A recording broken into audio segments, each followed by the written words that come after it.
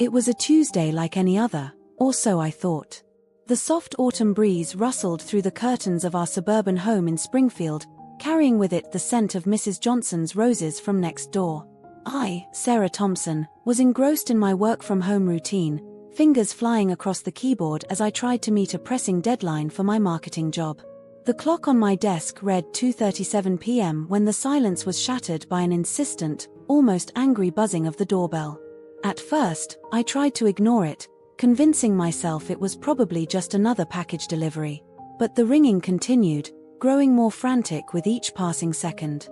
"Coming," I called out, my voice tinged with annoyance as I saved my work and pushed away from the desk. As I made my way down the hallway, the ringing intensified, as if the person on the other side could sense my approach and was determined to make their presence known. I smoothed down my messy ponytail and straightened my oversized sweater, trying to look somewhat presentable. With a deep breath, I unlocked the door and swung it open, ready to politely dismiss whatever salesperson or religious enthusiast awaited me. But nothing could have prepared me for the sight that greeted me. There, on my front porch, stood my mother-in-law, Barbara Wilson. Her steel-gray hair was disheveled, her usually impeccable makeup slightly smudged, and her eyes held a wild, determined look that sent a chill down my spine. But what truly caught my attention were the numerous suitcases and boxes piled around her feet, as if she was moving her entire life onto our doorstep. "Be Barbara?" I stammered, my mind struggling to process the scene before me. "What are you doing here? Is everything okay?" Without so much as a hello, Barbara fixed me with a steely gaze and declared, "I'm moving in." Her voice brooked no argument as she continued, "And don't you dare try to stop me, Sarah. I have every right to be here." Before I could formulate a response, she pushed past me, dragging a large suitcase behind her. The wheels caught on the threshold, and I instinctively reached out to help, only to have my hand swatted away. "I can manage just fine," Barbara snapped, finally maneuvering the suitcase into the foyer. She turned back to me, hands on her hips. "Well, are you just going to stand there gawking, or are you going to help me bring in the rest of my things?" I blinked, feeling as if I had stepped into some bizarre alternate reality. "Barbara," I began cautiously, "I don't understand. Why are you moving in? Did something happen? Does John know about this?" At the mention of my husband's name, Barbara's expression softened slightly, but the determination in her eyes remained. "John understands. He knows I need to be here. But he's not even home," I protested weakly. "He's been on a business trip for the past 3 days and won't be back for another week." Barbara waved her hand dismissively. "Details. Now, are you going to help me or not?" Still in shock, I found myself mechanically walking out to her car, a sleek silver sedan that was packed to the brim with more boxes and bags. As I lifted a particularly heavy box, my mind raced with questions. Why was Barbara here? Why now? And why hadn't John mentioned anything about this? For the next hour, we worked in tense silence, moving Barbara's belongings into our home. With each trip, I felt a growing sense of unease, as if my carefully constructed life was being dismantled piece by piece. Finally, when the last bag was brought in, I collapsed onto the living room sofa, my body aching and my mind reeling. Barbara stood in the center of the room, surveying her handiwork with a satisfied nod. "Well," she said, clapping her hands together, "I think that's everything. Now, where's the guest room? I assume that's where I'll be staying." I gaped at her, still struggling to find my voice. "Barbara," I managed at last, "we can't just. You can't just move in without any warning. We need to talk about this. We need to call John." Barbara's eyes narrowed dangerously. "Listen here, Sarah," she said, her voice low and threatening, "I am John's mother. I have every right to be here, and you have no right to question me. Do you understand?" I felt a flicker of anger ignite within me, cutting through the shock.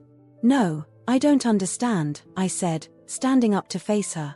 "This is my home too, and I have a say in who lives here. We need to discuss this like adults." For a moment, I thought Barbara might explode with rage. But then, to my surprise, she deflated slightly. "Fine," she said, her voice weary. "We'll talk. But not now. I'm tired from the drive, and I need to rest. We'll discuss this in the morning." Without waiting for a response, she grabbed one of her suitcases and marched down the hallway towards the guest room, leaving me standing alone in a living room that suddenly felt foreign and hostile.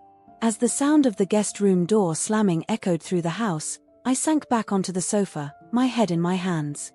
John was away on business, unreachable for another week.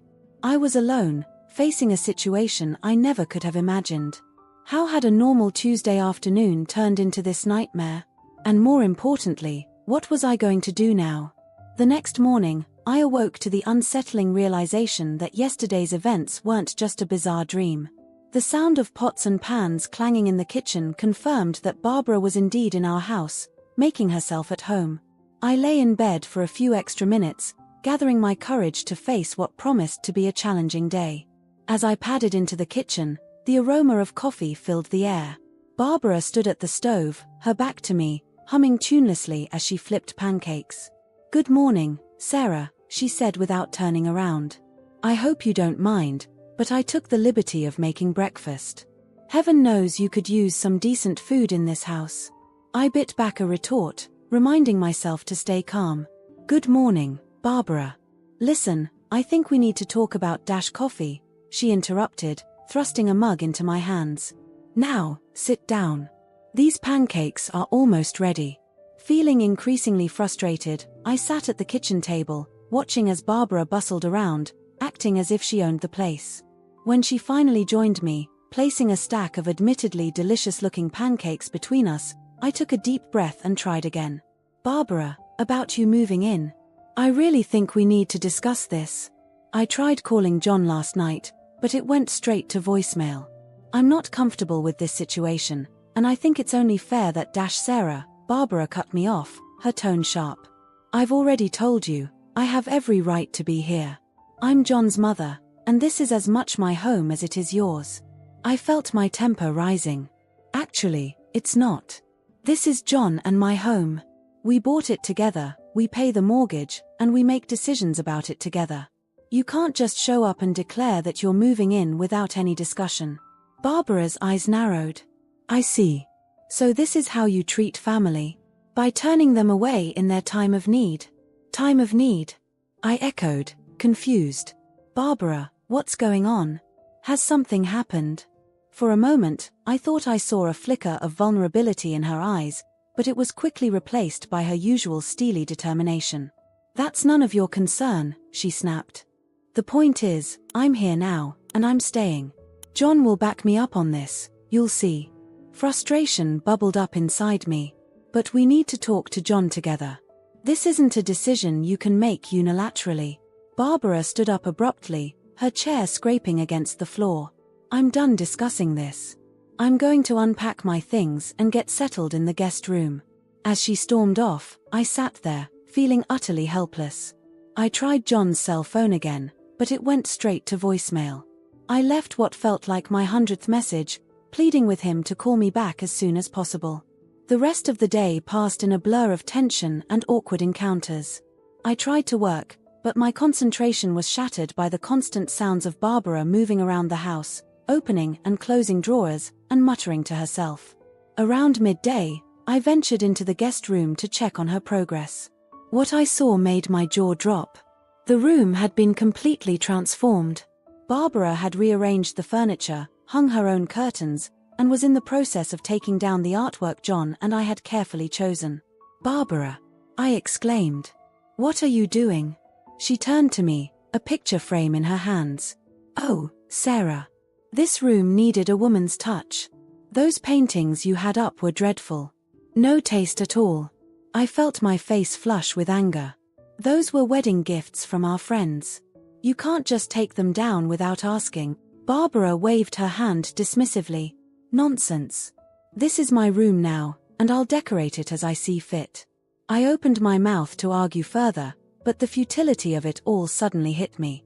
What was the point? Barbara clearly had no intention of listening to reason.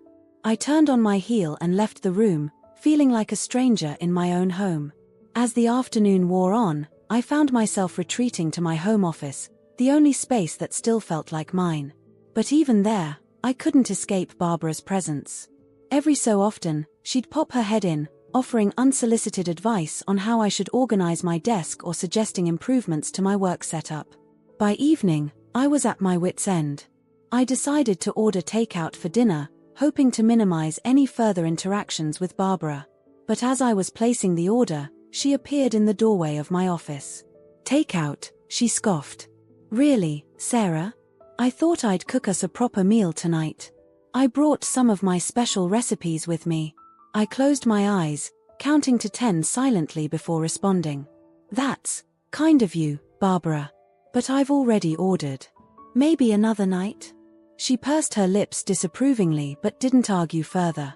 Small victories, I thought to myself. Dinner was a tense affair, eaten in near silence at the dining room table. Barbara kept shooting disapproving glances at my takeout containers, while I pushed my food around my plate, my appetite long gone. As I was clearing the table, Barbara cleared her throat. "Sarah, dear, I couldn't help but notice that your linen closet is in a dreadful state. I thought I might reorganize it tomorrow.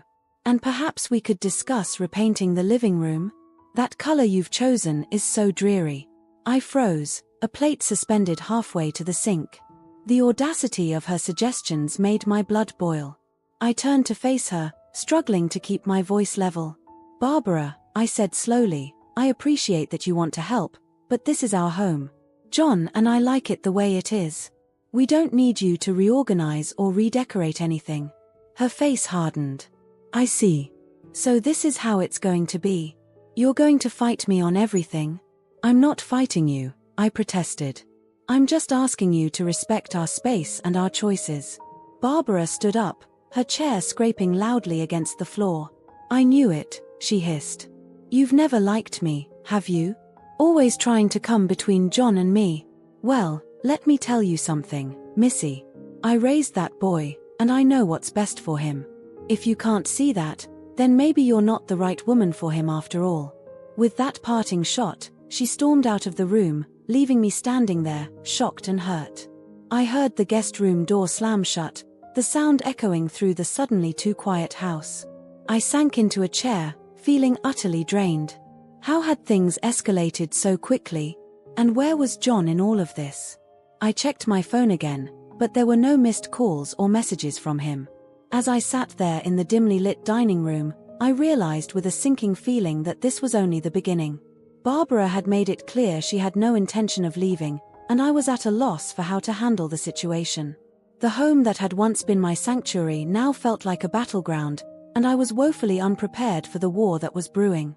With a heavy heart, I finished cleaning up and retreated to my bedroom, locking the door behind me. As I lay in bed, staring at the ceiling, I couldn't help but wonder, how long could I endure this? And more importantly, whose side would John take when he finally returned? The next morning, I woke up with a sense of dread weighing heavily on my chest. The events of the past 2 days felt like a surreal nightmare, but the muffled sounds of Barbara moving around the house confirmed that this was, indeed, my new reality. I reached for my phone, hoping against hope that John had finally returned my calls or messages. Nothing. The screen remained stubbornly blank, save for the time, 7:15 a.m. I took a deep breath, steeling myself for another day of tension and confrontation.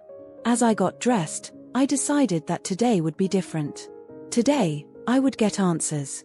I couldn't continue living in this limbo, with Barbara taking over my home and John seemingly oblivious to the chaos unfolding in his absence. Determined, I marched into the kitchen, only to find Barbara already there, sipping coffee and reading the newspaper as if she'd lived here for years. "Good morning, Sarah," she said without looking up. "I made some coffee. I hope you don't mind that I used the good beans. The ones you usually use are simply dreadful." I bit back a retort, reminding myself of my mission. "Barbara, we need to talk about John."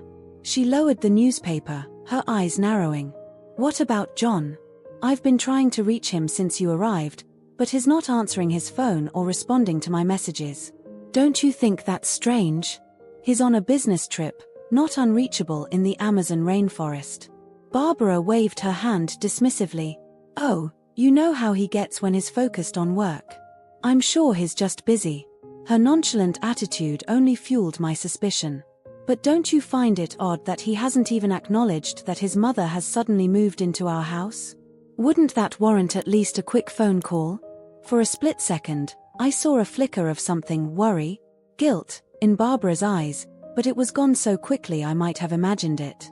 "Sarah, dear," she said, her voice taking on a patronizing tone, "I've known John his entire life. This is perfectly normal behavior for him. Now, why don't you stop fretting and have some breakfast?" I ignored her suggestion. "I'm going to try calling him again," I said, pulling out my phone. As I dialed John's number, I watched Barbara out of the corner of my eye.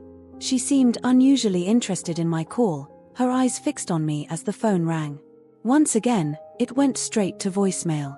"John, it's me again," I said, trying to keep my voice steady. "I really need to talk to you. Your mother is here, and, well, we need to discuss some things. Please call me back as soon as you can." I ended the call and turned to Barbara. "Don't you think it's strange that his phone keeps going straight to voicemail? What if something's happened to him?" Barbara's laugh was a little too forced. "Don't be ridiculous, Sarah. John is perfectly fine. He probably just turned off his phone to focus on his meetings. You really do worry too much." Her dismissive attitude only strengthened my resolve. I spent the next few hours alternating between trying to work and attempting to reach John through every means possible. I called his office, but his assistant informed me he was in meetings all day. I emailed him, both his personal and work accounts. I even tried messaging some of his colleagues on LinkedIn, asking if they'd heard from him. By mid-afternoon, my frustration had reached a boiling point. I stormed into the living room, where Barbara was calmly watching a cooking show. "Barbara, I need answers," I demanded. "Why are you really here? And why isn't John surprised or concerned about your sudden appearance?" She muted the TV and turned to face me, her expression unreadable. "I've already told you, Sarah. I'm here because I have every right to be. As for John, I'm sure he'll contact you when he's ready." Her cryptic response only fueled my suspicions. "When he's ready? What does that mean? Barbara, if you know something about John that I don't, you need to tell me right now." For a moment, I thought I saw a crack in her composed facade. But then she stood up, drawing herself to her full height. "I don't appreciate your tone, young lady. I am not obligated to explain myself to you. Now, if you'll excuse me, I think I'll take a nap." As she brushed past me, I caught a whiff of her perfume, the same scent that had been lingering on some of John's clothes lately. A scent I had attributed to his dry cleaning, but now, my mind was racing. There was more to this story than Barbara was letting on, and I was determined to get to the bottom of it. That night, after another tense and silent dinner, I waited until I heard Barbara's bedroom door close. Then, heart-pounding, I crept down the hallway to the guest room. I knew what I was about to do was a violation of privacy, but I felt I had no choice. I needed answers. Slowly, carefully, I turned the doorknob and slipped into the room. The streetlight filtering through the curtains provided just enough illumination for me to make out the shapes of Barbara's belongings. I moved quietly, my eyes scanning for anything that might provide a clue. As I rifled through her bags, guilt and determination warred within me. This wasn't like me, I'd never been the type to snoop or invade someone's privacy. But the past few days had pushed me to my limits, and I felt like I was fighting for my home, my marriage, my very sanity. Just as I was about to give up, my hand brushed against something in the bottom of a suitcase. I pulled it out, a stack of envelopes, held together with a rubber band. My heart racing, I slipped them into the pocket of my robe and quickly put everything back the way I'd found it. Back in the safety of my bedroom, I spread the envelopes out on the bed. Most of them were official-looking documents, bank statements, legal notices, things I couldn't make sense of in the dim light. But one envelope caught my eye. It was addressed to Barbara, but the return address made my blood run cold. It was from John, postmarked 3 weeks ago. With trembling hands, I opened the envelope and unfolded the letter inside. As I read, I felt the ground shift beneath my feet. "Dear Mom," it began. "I know we've discussed this before, but I think it's time. Sarah and I have been having problems, and I could really use your support. I think it would be best if you came to stay with us for a while. I haven't told Sarah yet, you know how she can be. I think it's better if we present it as a fait accompli. I'll be away on a business trip when you arrive, which should give you time to get settled in before I return. Thank you for always being there for me. Love, John. I read the letter once, twice, 3 times, unable to believe the words in front of me. John had invited his mother to move in without consulting me. He thought we were having problems. And what did he mean by you know how she can be? The room seemed to spin around me as the implications of the letter sank in. John and Barbara had planned this, behind my back. They had conspired to upend my life, to invade my home, without so much as a word to me. As the initial shock wore off, a new emotion began to take its place: anger. How dare they? How could John do this to me? And how could Barbara act so innocent, pretending she had just shown up out of the blue? I sat on the edge of the bed, the letter clutched in my hand, as the first rays of dawn began to peek through the curtains. I hadn't slept a wink, my mind too busy processing this betrayal and trying to figure out what to do next. One thing was clear: things couldn't continue as they were. It was time for a confrontation, time for the truth to come out. As I heard Barbara stirring in the guest room, I steeled myself for the battle ahead. Today, I would get answers, no matter what it took. With the morning light streaming through the windows, I sat at the kitchen table, the pile of letters spread out before me. My hands trembled slightly as I sorted through them, each envelope revealing a new piece of the puzzle that was Barbara's sudden appearance in our lives. The first letter I opened was a foreclosure notice from a bank I didn't recognize. My eyes widened as I read the details. Barbara's house, the one she'd lived in for over 30 years, was being repossessed due to missed mortgage payments. The amount owed was staggering, far more than I would have imagined possible for a modest suburban home. "Oh, Barbara," I whispered to myself, a mix of shock and unexpected sympathy washing over me. "What have you gotten yourself into?" The next envelope contained a credit card statement. The balance due made me gasp audibly. It was more than John and I made in a year. As I scanned the list of charges, a pattern emerged. There were numerous payments to companies with names like Golden Opportunity Investments and Wealth Builders International. My heart sank as I realized what I was looking at. Barbara, my headstrong, opinionated mother-in-law, had fallen victim to a pyramid scheme. The next few letters confirmed my suspicions: urgent notices from these companies, promising incredible returns if she just invested a little more, warning of the dire consequences if she tried to back out now. I felt a wave of conflicting emotions: anger at Barbara for being so foolish, pity for her desperate situation, and a growing sense of dread about what this meant for our family. As I continued to sift through the papers, the full extent of Barbara's financial ruin became clear.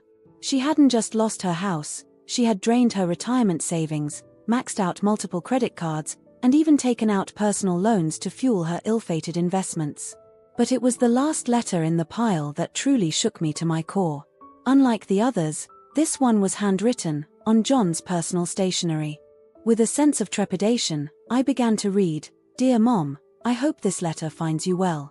I've been thinking a lot about our last conversation, and I want you to know that I understand the difficult position you're in. I'm sorry that things have gotten so out of hand with your investments. I wish you had come to me sooner, but I understand why you didn't. I've spoken with Sarah about the possibility of you staying with us for a while, and she's on board with the idea. We both agree that family needs to stick together during tough times. I think it would be best if you came to stay with us as soon as possible. We can help you get back on your feet and figure out a plan to deal with your debts. Don't worry about bringing everything. We can store some of your things in our garage until we figure out a more permanent solution. Just pack what you need for now. I love you, Mom. We'll get through this together. Your son, John." I read the letter once, twice, 3 times, my mind struggling to process what I was seeing. John had lied to me. He had known about Barbara's financial troubles all along. He had invited her to stay with us, claiming that I was on board with the idea when he had never even mentioned it to me. The betrayal cut deep. I felt like the ground beneath my feet had suddenly turned to quicksand. How long had John known about this? How could he have kept something so significant from me? And why did he feel the need to lie about my involvement? As I sat there, surrounded by the evidence of Barbara's financial ruin and John's deception, I felt a strange calm settle over me. The shock and anger were still there, bubbling beneath the surface, but they were overshadowed by a sense of clarity. For the first time since Barbara had shown up on our doorstep, I felt like I understood what was really going on. I glanced at the clock. It was just past 7 a.m. Barbara would be waking up soon, if she wasn't already awake. I knew I needed to confront her, to get the full story directly from her. But first, I needed to talk to John. With a deep breath, I picked up my phone and dialed John's number. To my surprise, it rang this time instead of going straight to voicemail. After 4 rings, I heard his voice. "Sarah, is everything okay?" He sounded groggy, as if I'd woken him up. "No, John, everything is not okay," I said, my voice steadier than I felt. "I know about your mother's financial troubles. I know you invited her to stay with us without talking to me first. I found your letter." There was a long pause on the other end of the line. When John spoke again, his voice was low and defeated. "Sarah, I can explain." "I'm sure you can," I cut him off. "But right now, I need you to listen. Your mother is here, living in our house. She's been here for days, John. Days. And you haven't returned my calls or messages. Do you have any idea what I've been going through?" "I'm sorry," John said, his voice barely above a whisper. "I didn't know how to tell you. I was afraid you'd be angry." "Angry?" I laughed, but there was no humor in it. "John, I'm beyond angry. I'm hurt. I'm betrayed. How could you keep this from me? We're supposed to be partners. We're supposed to make decisions like this together." "I know," he said. "I messed up. I didn't know what else to do. Mom was in trouble, and I felt like I had to help her. And you didn't think I would understand that?" I asked, my voice rising. "You didn't think I would want to help her too? John, she's family. Of course I would have wanted to help. But this sneaking around, this lying, that's not okay." There was another long pause. "You're right," John finally said. "I handled this all wrong. I'm sorry, Sarah. I really am. What can I do to make this right?" I took a deep breath, trying to calm the storm of emotions raging inside me.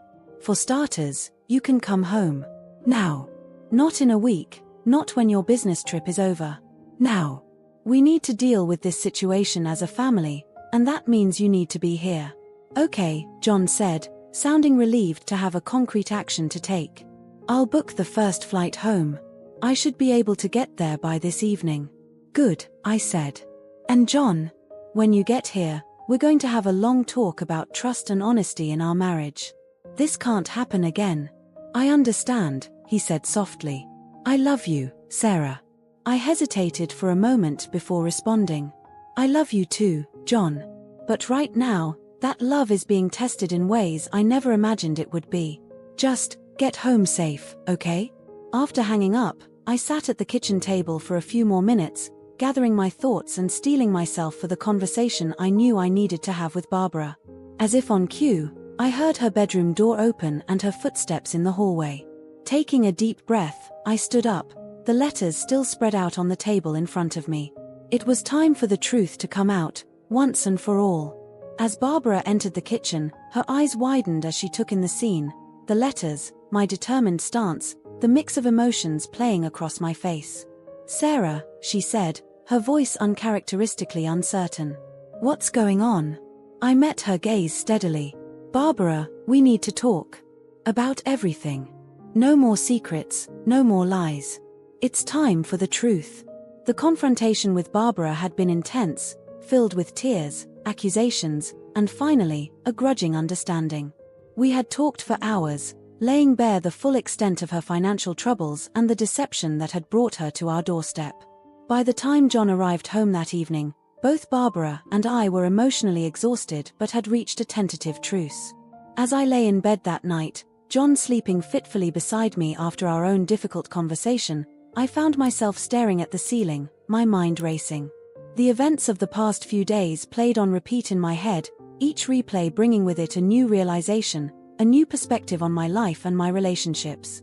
Sleep eluded me, and as the first rays of dawn began to creep through the curtains, I made a decision. Quietly, careful not to wake John, I slipped out of bed and made my way to the guest room, now Barbara's room. I knocked softly, then entered when I heard her muffled come in. Barbara was already awake, sitting up in bed with a book in her lap. She looked older than I'd ever seen her, the weight of her troubles etched into the lines of her face. "Sarah," she said, her voice tinged with surprise and a hint of wariness. "Is everything all right?" I took a deep breath. "No, Barbara. Everything is not all right. But I think I know what I need to do to make it right." Over the next hour, as the house slowly came to life around us, I laid out my plan. It wasn't easy, and there were moments when Barbara's eyes flashed with her old stubbornness, but in the end, she agreed. It was, we both realized, the only way forward. When John finally emerged from our bedroom, bleary-eyed and clearly dreading the day ahead, he found Barbara and me in the kitchen, drinking coffee in a silence that was no longer hostile, but thoughtful. "John," I said, my voice steady despite the turmoil in my heart, "we need to talk." What followed was one of the most difficult conversations of my life. I explained to John that while I understood his desire to help his mother, the way he had gone about it had shaken the very foundation of our marriage. The lies, the secrecy, the unilateral decisions, they had all contributed to a breach of trust that I wasn't sure could be easily repaired. "I love you, John," I said, my voice breaking slightly despite my resolve to stay strong. "But I can't continue in a relationship where I'm not treated as an equal partner. Where decisions that affect both of our lives are made without my input or consent." John's face crumpled, a mix of guilt, fear, and regret washing over his features. "Sarah, please," he began, reaching for my hand across the table. "I know I messed up. I'll do anything to make this right." I gently pulled my hand away. "I believe you mean that, John. But the truth is, I think we both need some time to figure out what we really want, and who we really are, both as individuals and as a couple." Barbara, who had been uncharacteristically quiet throughout our exchange, finally spoke up. "This is all my fault," she said, her voice thick with emotion. "If I hadn't gotten myself into this mess, if I hadn't agreed to John's plan." I turned to her, my expression softening slightly. "No, Barbara. Your financial troubles may have been the catalyst, but the issues in my marriage with John have been there for a while. We just never confronted them head on." Taking another deep breath, I continued, "That's why I've decided to leave for a while." The words hung in the air, heavy with finality. John's face paled, and Barbara gasped softly. "Leave?" John echoed, his voice barely above a whisper. "What do you mean, leave?" "I mean that I need some time and space to think, to process everything that's happened," I explained. "I've already called my sister. She's agreed to let me stay with her for a while." But what about us?" John asked, a note of desperation creeping into his voice. "What about our marriage?" I looked at him, really looked at him, perhaps for the first time in years. I saw the man I had fallen in love with, but I also saw the man who had betrayed my trust, who had made decisions about our life without consulting me. And I realized that I needed to figure out if those two men could coexist in my heart. "I don't know, John," I said honestly. "I don't know what this means for our marriage in the long term. But I do know that if we have any chance of moving forward, we both need to do some serious soul-searching." Turning to Barbara, I added, "And you, Barbara, you need to take responsibility for your actions and start rebuilding your life. John and we can't fix this for you. You need to do that yourself." Barbara nodded slowly, a look of determination replacing the guilt in her eyes. "You're right, Sarah. I've been running from my problems for too long. It's time I faced them head on." Over the next few hours, we hammered out a plan. Barbara would stay in our house for another month, giving her time to explore her options and start the process of untangling her financial mess. John would help her research credit counseling services and look into possible part-time jobs. And I would pack my bags and leave that afternoon. As I stood in our bedroom, methodically folding clothes and placing them in my suitcase, I felt a strange mix of emotions. There was sadness, of course. This was the home John and I had built together, filled with memories both good and bad. But there was also a sense of relief, even excitement. For the first time in years, I felt like I was taking control of my life, making a decision that was solely for me. John hovered in the doorway, watching me pack with a look of helpless anguish on his face. "Are you sure about this, Sarah?" he asked for what felt like the 100th time. "Isn't there any other way?" I paused in my packing, turning to face him. "John, I'm not sure about anything right now. That's the point. I need this time to figure out what I want, what I need. And you need to do the same." He nodded slowly, resignation settling over his features. "I understand. I don't like it, but I understand. Just promise me you'll stay in touch. That this isn't goodbye forever." I felt a lump form in my throat. Despite everything, despite the anger and hurt, I still loved this man. "I promise," I said softly. "This isn't goodbye forever. It's just goodbye for now." An hour later, I stood on the front porch, my bags at my feet. John and Barbara stood in the doorway, both looking lost and uncertain. I had called a taxi, not trusting myself to drive in my emotional state. As the taxi pulled up, I turned to them one last time. "Take care of each other," I said, surprised by the steadiness in my voice. "And take care of yourselves. We all have a lot of work to do." With that, I picked up my bags and walked towards the taxi. As I settled into the backseat and gave the driver my sister's address, I allowed myself one last look at the house, at John and Barbara still standing in the doorway. Then, taking a deep breath, I turned to face forward. As the taxi pulled away, I felt a weight lift from my shoulders. The road ahead was uncertain, filled with challenges I couldn't yet imagine. But for the first time in days, perhaps in years, I felt a glimmer of hope. Whatever happened next, I knew I was taking the first step towards reclaiming my life, my identity, and my future. The house grew smaller in the rearview mirror, and with it, the chapter of my life it represented. But ahead of me stretched an open road, full of possibilities. And as the taxi turned the corner, taking me out of sight of my old life, I allowed myself a small smile. This wasn't an ending, I realized. It was a beginning.